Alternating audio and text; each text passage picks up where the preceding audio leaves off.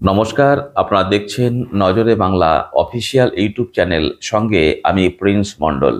আমার এই পর্বের প্রতিবেদনের বিষয়ে প্রতিবেদনের থাম্বনেল দেখেই খানিকটা হলেও আপনারা অনুমান করতে পেরেছেন, যারা একটু হলেও রাজনীতির খোঁজখবর রাখার চেষ্টা করেন এবং যারা একটু সংবাদপত্র নাড়াচাড়া করেন, তারা অন্ততপক্ষে বুঝতে পেরেছেন যে এমন একটি বিষয় আমি কেন নির্বাচন করলাম।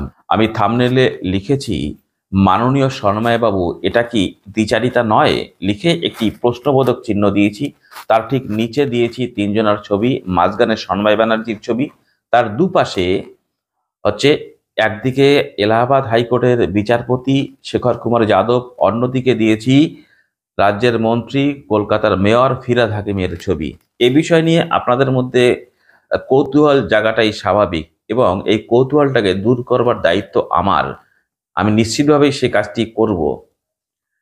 দেখুন, সম্প্রতি ফিরহাদ হাকিমের একটি মন্তব্যকে কেন্দ্র করে মেইনস্ট্রিম মিডিয়া, সোশ্যাল মিডিয়া উত্তাল হচ্ছে। এতে নিয়ে থামার কোনো জায়গা নেই, থামার কোনো লক্ষণ দেখতে পাচ্ছি না। এই নিয়ে বহু ইউটিউবার, বহু সংবাদ মাধ্যমে তারা নিয়মিত প্রতিবেদন তৈরি করছেন, খবর করছেন, বহু ইউটিউবার কথা বলছেন। দেখুন, এই ফিরহাদ হাকিমের বক্তব্য কোনোভাবেই সমর্থনযোগ্য নয়। আমি নিশ্চিতভাবেই তাকে সমর্থন করি না। তিনি তো একজন সংবিধানের শপথ নেওয়া একজন মন্ত্রী, সংবিধানের শপথ নেওয়া একজন মেয়র, কলকাতার মেয়র, যে চেয়ার আলোকিত করেছিলেন বহু গুণী ব্যক্তিরা। সেই চেয়ারটাকে কলঙ্কিত করবার অধিকার তার নেই। আর সংবিধানের শপথ নেওয়া একজন মানুষ, একজন মন্ত্রী, তিনি কোনোভাবেই বিশেষ একটি সম্প্রদায়ের জন্য কথা বলতে পারেন না বা কাজ করতে পারেন না। তিনি ধর্মনিরপেক্ষ, সমস্ত ধর্মের মানুষ, সমস্ত অংশের মানুষ তার কাছে সমান, সমান চোখে তিনি দেখবেন। মুখে তিনি এই কথা বলেন। তাহলে সংবিধানের শপথ নেওয়া একটি ব্যক্তি এই ধরনের কথাটা ভীষণভাবে অসমর্থনযোগ্য, কোনোভাবে সমর্থন করা যায় না এবং কোনোভাবেই উচিত নয় এমন ধরনের কথা বলা। বেআইনি কথাটি ব্যবহার করব না আমি। এটা কিন্তু সংবিধান বিরোধী বলেই মনে করা হচ্ছে। সংবিধান এটাকে অনুমোদন করে না। ঠিক সঠিকভাবেই তার প্রতিবাদ করে যে সন্ময়বাবু একটি প্রতিবেদন তিনি পেশ করেছেন। এই প্রতিবেদনে তিনি কি বলেছেন তার খানিকটা অংশ আপনাদের কাছে তুলে ধরবো, তারপরে আমি আমার মূল কথায় আসবো। আগে শুনি তিনি কি বলেছেন তার সন্ময়বাবুর প্রতিবেদনে। আবারও বলছি, দম নেই ফিরহাদ হাকিমকে সরানোর। তার কারণ ফিরহাদ হাকিম যে স্টেটমেন্ট দিয়েছেন, সেই স্টেটমেন্টের দায় তৃণমূল কংগ্রেস, মমতা বন্দ্যোপাধ্যায়, অভিষেক বন্দ্যোপাধ্যায়কে নিতে হবে। পরিষ্কার বলছি, ফিরহাদ হাকিম আজকে নয়, গত কয়েক বছর ধরে ধারাবাহিকভাবে ধর্মীয় উস্কানি দেওয়ার যে স্টেটমেন্ট দিয়েছেন, কোনোদিন তৃণমূল কংগ্রেসের পক্ষ থেকে তার বিরুদ্ধে নিন্দা করা হয়নি। একজন ধর্মীয় গুরু, আবারও বলছি, এ জাতীয় কথা বলতে পারেন। কলকাতার মহানাগরিক, যখন একজন রাজ্যের গুরুত্বপূর্ণ মন্ত্রী, সেই মানুষটি যখন এই বক্তব্য রাখেন, তো আমরা বারবার প্রতিবাদ করেছি যে এ কী হচ্ছে। একজন রাজনৈতিক নেতা, একজন কলকাতার মেয়রের পদে বসা একজন নাগরিক, একজন মন্ত্রীর চেয়ারে বসা একজন নাগরিক, তিনি যদি এই জাতীয় স্টেটমেন্ট করেন, তারপর যদি তৃণমূল কংগ্রেস তার নিন্দে না করে, তার মানে সেটা হচ্ছে এন্ডোর্সমেন্ট। শুনলেন আপনি সন্ময়বাবু তার প্রতিবেদনে কি বলেছেন। আমি আবার বলি, আপনি সঠিকভাবেই ফিরহাদ হাকিমের বিরোধিতা করেছেন এবং বিরোধিতা করতে গিয়ে তিনি আরও অনেক কথা বলেছেন। আপনি সিদ্দিকুল্লাহ চৌধুরীর কথা টেনেছেন, আপনি হুমায়ুন কবিরের কথা টেনেছেন। কোনোভাবেই সমর্থনযোগ্য নয়। এই তিনটে শাসক দলের তিনজন নেতার কথা কোনোভাবেই সমর্থনযোগ্য নয়। আমি সমর্থন করি না, কেউ করবে না। কারণ নির্বাচিত জনপ্রতিনিধি, তার কাজ হতে পারে না মন্দির মসজিদ তৈরি করবার কাজ তার হতে পারে না। তিনি সমস্ত ধর্মের মানুষ, সমস্ত অংশের মানুষের জন্য কাজ করবেন। তবে সন্ময়বাবু যে কথাগুলো বলেছেন যে তাকে কি মন্ত্রিসভা থেকে সরিয়ে দেওয়া হবে, উচিত সরিয়ে দেওয়া, এখানেও আপনার সঙ্গে আমার দ্বিমত নেই। আপনার সঙ্গে আমার দ্বিমত একটা জায়গায়। কোথায় দ্বিমত? দেখুন, আপনাদের কাছে এত খবর থাকে, আপনি সব খবর পান এবং সঠিকভাবে খবরগুলো আপনি উত্থাপন করেন। আমাদের ভালো লাগে, আমি অন্তত আপনার নিয়মিত দর্শক। কিন্তু আপনি বিরোধিতা করলেন ফিরহাদ হাকিমের কথার, তার নীতির বিরোধিতা করলেন। করতে গিয়ে আপনি শাসক দলকে বিঁধলেন। শাসক দলের বিরোধী আমিও, শাসক দল যদি মন্দ কাজ করে আমিও তার বিরোধিতা করব, এটাই কাজ আমাদের। আপনি বিঁধলেন হুমায়ুন কবিরকে, আপনি বিঁধলেন সিদ্দিকুল্লাহকে। আপনি এই খবরটা কি আপনি দেখেননি? এলাহাবাদের হাইকোর্টের বিচারপতি তিনিও তো সংবিধানের শপথে নেওয়া একজন ব্যক্তি এবং ফিরহাদ হাকিমের থেকে বড় পদে তিনি আবার বসে আছেন। একজন সংবিধানের শপথ নেওয়া একজন মন্ত্রী বা একজন মেয়র যদি একটি অনৈতিক এবং সংবিধান যাকে অনুমোদন দেয় না এমন কথা যদি বলে থাকেন, নিশ্চিতভাবে তার বিরোধিতা আমরা করব এবং জনমানুষের সামনে আমরা সেটাকে তুলে নিয়ে আসব। কিন্তু এই ফিরহাদ হাকিমের থেকে, এই হুমায়ুন কবির, এই সিদ্দিকুল্লাহ চৌধুরীর থেকে আরো বড় পদে বসেছেন তো সংবিধানের শপথ নিয়ে এলাহাবাদের হাইকোর্টের বিচারপতি হচ্ছে শেখর কুমার যাদব। আপনি জানেন তিনি সম্প্রতি কি কথা বলেছেন? বিশ্ব হিন্দু পরিষদের একটি সভায় তিনি আমন্ত্রিত হয়েছিলেন। একজন বিচারপতি, তিনি সংবিধানের শপথ নিয়ে তিনি বিচার ব্যবস্থার সঙ্গে যুক্ত হয়েছেন, বিচারের আসনে বসেছেন। তিনি কি পারেন একটি ধর্মীয় সংগঠনের, বিশেষ একটি সম্প্রদায়ের ধর্মীয় সংগঠনে অনুষ্ঠানে যেতে? আর যদিও বা যেতে যান, তাহলে কি তিনি বিশেষ একটি ধর্মের সম্পর্কে একটি কটু মন্তব্য করতে পারেন? তিনি একটি কুরুচিপূর্ণ মন্তব্য করেছেন, এটা আপনার নজরে আসা উচিত ছিল। যদি এসে না থাকে আপনি একটু দয়া করে খোঁজ খবর নেবেন। আর যদি আপনার নজরে এসে থাকে, কারণ সব খবর আপনাদের কাছে থাকে আমরা জানি, আপনি যে ধরনের খবর পরিবেশন করেন, তাহলে পরে শেখর কুমার যাদব একটি ঘৃণ্য কুরুচিপূর্ণ মন্তব্য করলেন একটি বিশেষ সংখ্যালঘু সম্প্রদায়কে কেন্দ্র করে। আমি নাম বলে দিই, মুসলিম সম্প্রদায়কে কেন্দ্র করে। যে মুসলিম সম্প্রদায়ের ফিরহাদ হাকিম, তাকে নিয়ে আপনি বিধিলেন এবং সঠিকভাবে আপনি বললেন সংবিধানের শপথ নেওয়া একজন ব্যক্তি মন্ত্রিসভা থেকে সরিয়ে দেবেন কিনা এই প্রশ্ন আপনি তুলেছেন। আপনি কেন একটি মন্তব্য করলেন না এলাহাবাদ হাইকোর্টের বিচারপতি শেখর কুমার যাদবকে নিয়ে? তিনি মুসলিম সম্প্রদায়কে উদ্দেশ্য করে যে কুরুচিপূর্ণ একটি কটু মন্তব্য, যেটা কোনোভাবে শোভনীয় নয়। আমি মাফ করবেন প্রিয় দর্শক বন্ধুরা, এই কথাটি আমি দ্বিতীয়বার আরেকবার আমি উল্লেখ করছি। তিনি এই কথাটাই ব্যবহার করেছেন, কাঠ মোল্লা শব্দটি ব্যবহার করেছেন। তিনি কথা বলেছেন এই কথাটা ঠিক নয়, তা সত্ত্বেও তিনি কথা বলেছেন। তাহলে এলাহাবাদ হাইকোর্টের বিচারপতি, সংবিধানের শপথে নেওয়া একজন ব্যক্তি, তিনি যখন এহেন কথা বলতে পারেন প্রকাশ্যে, এটা তো আর চাপা নয়, এটা গোপনীয় নয়, এটা প্রকাশ হয়েছে, ভাইরাল হয়েছে বিভিন্ন সংবাদপত্রে আমরা দেখেছি, সংবাদ মাধ্যমে আমরা দেখেছি। আপনার নজরে আসা উচিত ছিল। যদি আপনার নজরে এসে না থাকেন, আমি আবার আপনাকে বললাম দয়া করে একটু দেখে নেবেন। যদি আপনার মনে হয় আপনি দেখে না থাকেন, আমি আপনাকে খবরটি প্রোভাইড করতে পারি।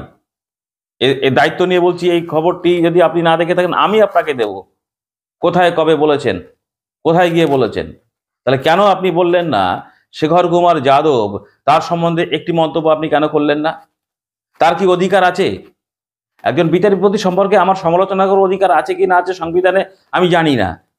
আমি একজন দেশের নাগরিক, নিশ্চিতভাবে কারণ প্রত্যেকটা মানুষের সমালোচনা করার অধিকার আমার আছে। আমি প্রধানমন্ত্রীর সমালোচনা করতে পারি, আমি সুপ্রিম কোর্টের বিচারপতিরও সমালোচনা করতে পারি। তিনি যদি কটু মন্তব্য করে থাকেন, নিশ্চিতভাবে তার বিরোধিতা করব, তার সমালোচনা করব। বিরোধিতা পরের কথা, তার সমালোচনা অবশ্যই করব, অধিকার আমার আছে। ঠিক সেইভাবেই শেখর কুমার যাদব যে কথাটি বলেছেন, অনৈতিক কথা, সংবিধানের শপথে নিয়ে একজন বিচারপতির আসনে বসে কথা বলতে পারেন না বলেই আমি মনে করছি। আপনি মনে করছেন একবারও? যদি আপনার মনে হয় সংবিধানের শপথ নিয়ে ফিরহাদ হাকিম এহেন কথা বলার অধিকার নেই, বলতে পারেন না, এটা অসাংবিধানিক, তাহলে শেখর কুমার যাদব কি সাংবিধানিক কথা বলেছেন? প্রশ্ন রইল আপনার কাছে। তাহলে যদি এটা হয়ে থাকে, যদি অসাংবিধানিক কথা যদি শেখর কুমার যাদব বলে থাকেন, এলাহাবাদ হাইকোর্টের বিচারপতি বিশ্ব হিন্দু পরিষদের সবাই গিয়ে তিনি আমি যে মন্তব্যটা করলাম, দ্বিতীয়বার আর উল্লেখ করতে চাই না, মুসলিম সম্প্রদায়কে কেন্দ্র করে যে কুরুচিকর মন্তব্যটি তিনি ব্যবহার করেছেন, সেটা নিশ্চিতভাবে অসাংবিধানিক বলে আপনি মনে করেন? যদি আপনি মনে করেন, তাহলে এ নিয়ে একটা প্রতিবেদন আপনার নেই কেন? তাহলে আমি যদি কথা বলে থাকি যে আপনি দ্বিচারিতা করেছেন, তাহলে আমার কি খুব অন্যায় হবে? আমি কি খুব ভুল কথা বলে ফেলেছি? যে একটা অংশের সামাজিক মাধ্যমে একটা অংশের মানুষ এই নিয়ে কোন একটা কথা বললেন না, আমার নজরে অন্ততপক্ষে আসেনি। আপনি করেছেন কিনা আমি জানি না। যদি না করে থাকেন, যদি আমার এই প্রতিবেদনটি আপনার নজরে এসে থাকে, নিশ্চিতভাবেই আপনি আমার এই প্রতিবেদনে আমার প্রশ্নের উত্তর আপনার কাছ থেকে আমি আশা করব। কারণ আপনার নিয়মিত প্রতিবেদক আমি দেখি, আমি আপনার ভক্ত, কিন্তু এখানে গিয়ে আপনার সঙ্গে খানিকটা দ্বিমত পোষণ করতেই হলো আপনাকে। কেন বললেন না একবারও যে ফিরহাদ হাকিম নিশ্চিতভাবেই যে কথাটা বলেছেন, তার মানে কি হলো? একদিকে আপনি বারবার বলছেন একটা কথা, আপনি তুলে ধরছেন হিন্দুরা সংকটে। আমাদের দেশের যে হচ্ছে শাসন ক্ষমতায় আছে, দেশের যে রাজনৈতিক দল হচ্ছে বিজেপি নেতৃত্বাধীন একটি সরকার রয়েছে।